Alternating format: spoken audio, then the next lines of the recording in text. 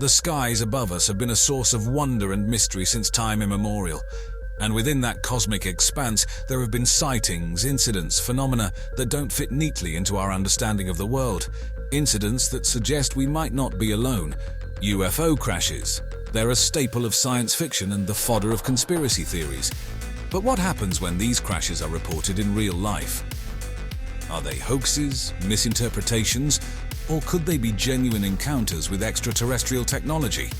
Today we'll take a journey through some of the most notable purported UFO crash incidents and the intriguing theories surrounding them. Our journey begins in the summer of 1947, in the quiet town of Roswell, New Mexico. The nearby desert landscape was disrupted when an unidentified flying object crashed into the barren soil. What unfolded after is a narrative of intrigue that continues to fuel discussions to this day. Rancher W.W. Mac Brazel discovered the wreckage, which was unlike anything he had ever seen. It was made of a thin, lightweight material that Brazel described as a sort of metal foil. He could crumple it and it would unfold itself, retaining its original shape. The local military base, Roswell Army Airfield, initially reported the recovery of a flying disc, only to retract the statement a day later, claiming it was a simple weather balloon that had crashed. But this quick change in narrative sparked curiosity and suspicion. Could it have been a cover-up? Several witnesses later came forward decades after the incident. They claimed they saw not only the wreckage of a disc-shaped craft, but also the bodies of its otherworldly occupants. Jesse Marcel, the intelligence officer who first investigated and recovered some of the wreckage, later openly disputed the weather balloon explanation. He claimed the materials he found were not of this world. The Roswell incident is perhaps the most famous and thoroughly investigated UFO crash in history. It has become the cornerstone of UFO conspiracy theories and has inspired countless books, movies, and TV shows. But despite all the interest and investigation, the question remains: what really happened in Roswell in the summer of 1947? The truth, as they say, may still be out there. Next, let's travel to Kecksburg, Pennsylvania. On the evening of December 9, 1965, a fireball was reported by thousands in at least 6 U.S. states and Ontario, Canada. It streaked over the Detroit, Michigan, Windsor, Canada area, reportedly dropped hot metal debris over Michigan and northern Ohio, and caused sonic booms in western Pennsylvania. It was generally assumed and reported by the press to be a meteor. However, inhabitants of Kecksburg had a different story to tell. Eyewitnesses in the small village described something crashing in the woods, a large, brilliant fireball in the sky.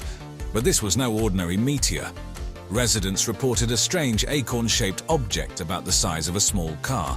The strange object was adorned with mysterious hieroglyphic-like characters etched into its metallic surface. The military was on the scene quickly, cordoning off the area and removing the object on a flatbed truck under the cover of darkness.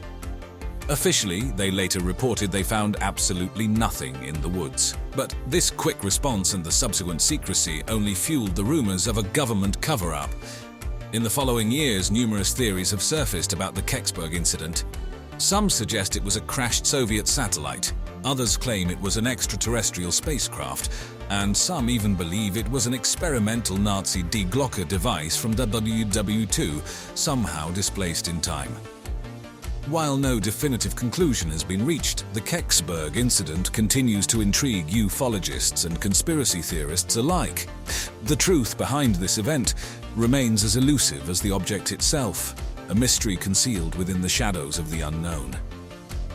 The Shag Harbor incident, which took place on October 4, 1967 in Nova Scotia, Canada, is another notable UFO crash that has puzzled investigators for decades.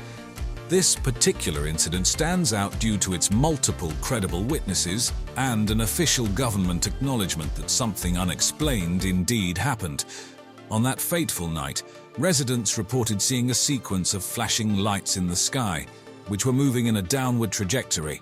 These lights eventually hit the water's surface and appeared to float, prompting some witnesses to believe they were seeing a tragic airplane crash. Local authorities were quickly alerted, and a rescue mission was launched under the assumption that an aircraft had crashed into the sea.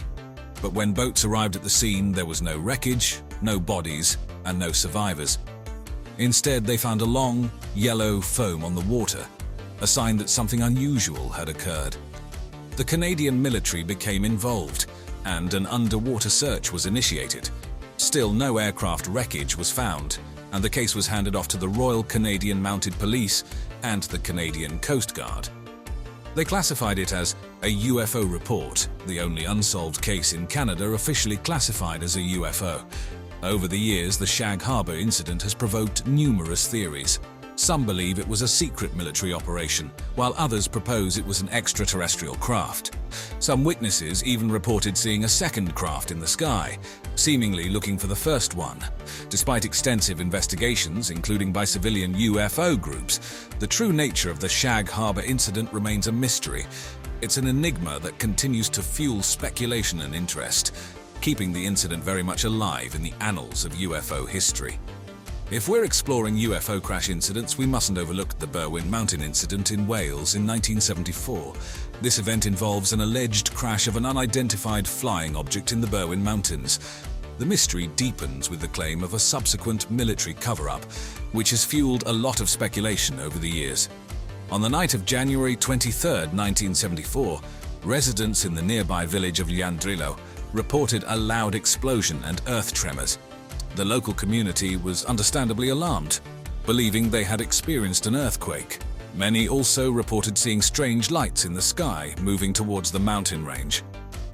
The initial official explanation was that the tremors were caused by an earthquake measuring 3.5 on the Richter scale.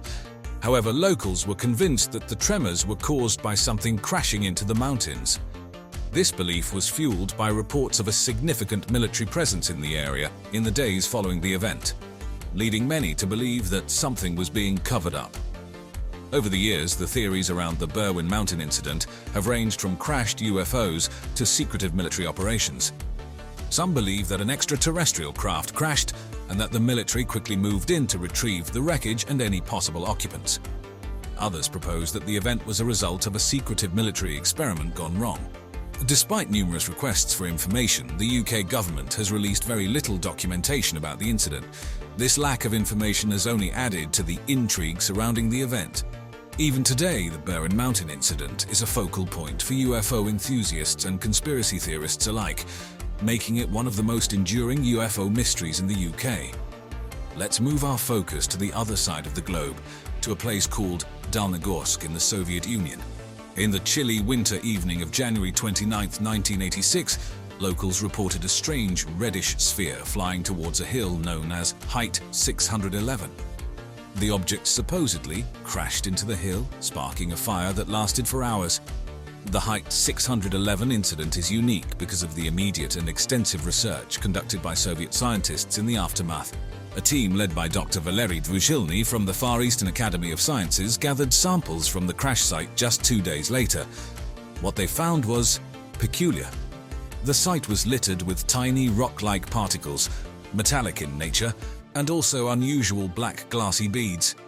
Analysis of these beads revealed them to be almost entirely composed of lead and iron silicate, but it was the way these elements were combined that was unusual. They were structured in a way not typical for naturally occurring minerals or human-made materials. This led the researchers to believe that the object was likely not of earthly origin. Additionally, the trees around the crash site were also affected.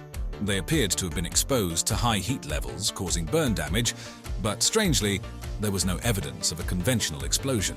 This further added to the mystery.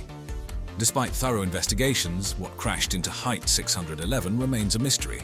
The unusual nature of the debris and the lack of conventional explanations have led many to believe that this was indeed a UFO crash.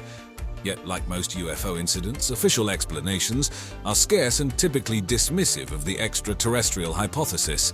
Nevertheless, for many, the Height 611 incident remains a strong piece of evidence in support of the existence of UFOs. How about we step into the time machine and head to the late 19th century, specifically April 17, 1897, in the small town of Aurora, Texas. The event in question predates the Roswell incident by a good half-century, and it's one of the earliest reported UFO crashes. According to local newspaper reports from the time, an airship was seen by several witnesses as it swerved over the town square, then crashed into a windmill on the property of a Judge J.S. Proctor. The explosion that followed destroyed the windmill and the water tank and scattered debris across several acres of ground. But here's where it gets truly bizarre.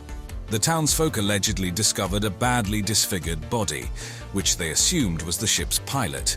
The body, described as not an inhabitant of this world, was buried with Christian rites in the local cemetery.